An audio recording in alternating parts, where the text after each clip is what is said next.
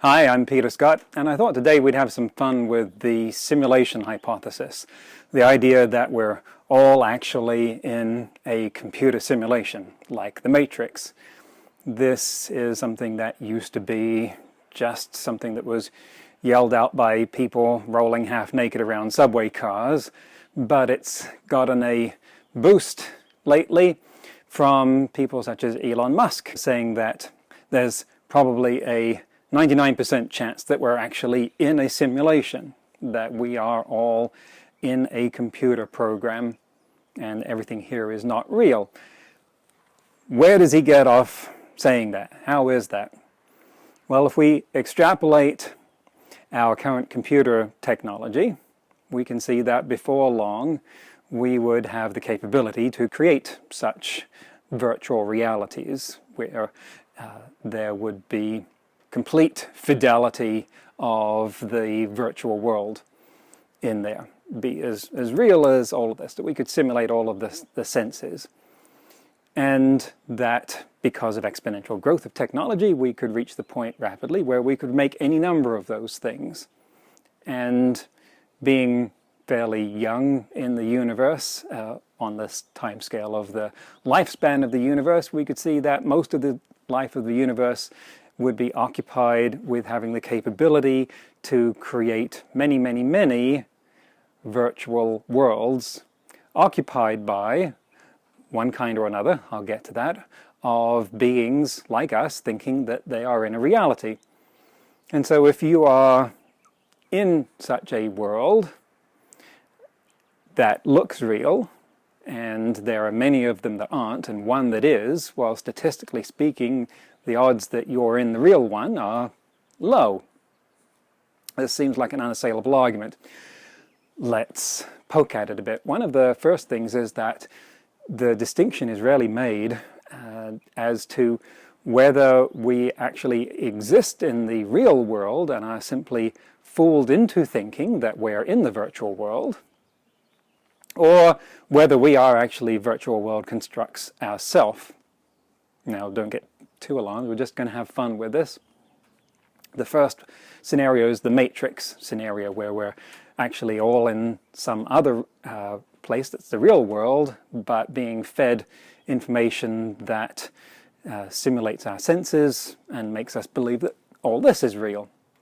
I always thought that the Matrix was a bit unrealistic in being a very inefficient way of generating power from people. And you can make a much more efficient power cell than that, but we'll leave that for now.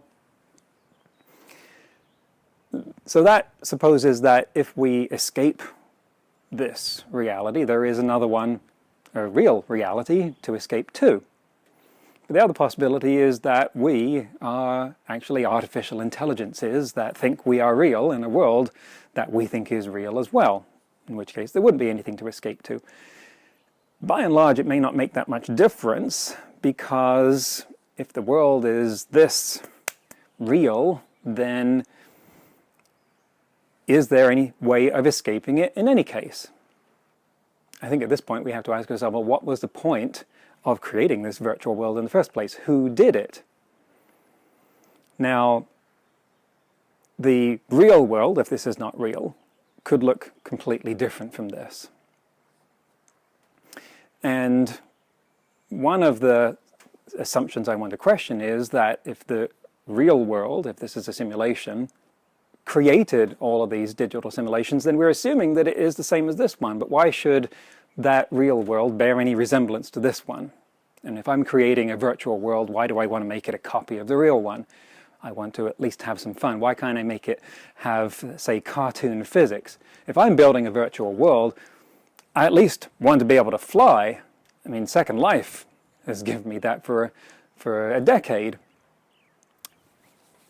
Doesn't work. So there's this unspoken assumption that the real world is following the same rules and looks a lot like this one. Whatever might be in that real world doesn't necessarily bear any resemblance to this. But when we examine the rules of this world, they're not cartoon physics. We do find that they are, according to our science, self-consistent. And possibly it is really hard or impossible to construct a world following any other set of physical laws that are themselves self-consistent. So that's one plus for why the real world might actually look a lot like this one. But it may not be inhabited by humans if we are constructs in this simulation. Then the real one may be created by beings from some other planet that we suppose also has intelligent life on, because after all, this simulation, this universe, includes all the planets that we can see. Maybe the resolution of the Fermi paradox is that there is no life, no intelligent life forms on other planets, because we're in a simulation and the people who made it did not pay for the upgrade to multiple races. They were cheaping out. All this supposes that there is some rationale for people to want to create all these virtual worlds and put all these simulations in them. It's been not that popular. The usage of Second Life hasn't taken off that much in the last decade. But again, we can't presume to know that there might not be some valid reason for that. This is getting awfully close to the idea in the Hitchhiker's Guide to the Galaxy that the Earth was a computer for simulating the universe. Which does bring up one possible objection to the simulation hypothesis, which is that if we look very closely at the universe, we can drill down to the subatomic level, we can measure atoms here and in the rest of the universe, and if those are being simulated, and they are therefore inside some server farm somewhere, then we can't simulate the whole universe inside itself. That's violating not just physics, but mathematics. The part cannot contain the whole. But two objections to that. Firstly, the real universe could be a lot bigger than this one, and therefore able to contain universe-sized simulations of this one. The other one is the level of detail, which says that we only need to simulate that part of the universe that's being examined, just as a virtual reality simulator only needs to program the part of the world that you're looking closely at, with your fovea centralis in your eye, in highest fidelity, and everything else could be in peripheral vision done at a lower resolution, and therefore lesser computation, which even suggests that, hey, maybe the only thing that exists in the universe is yourself, and everything else and everyone else is not even there in the first place. They are part of the simulation as well, and they disappear when you're gone. Now we're really getting solipsistic and sounding a lot like the sort of things that came out of the me generation and consciousness revolution. In which case, I'd just like to say that if you are all a simulation out there, then please go buy my book.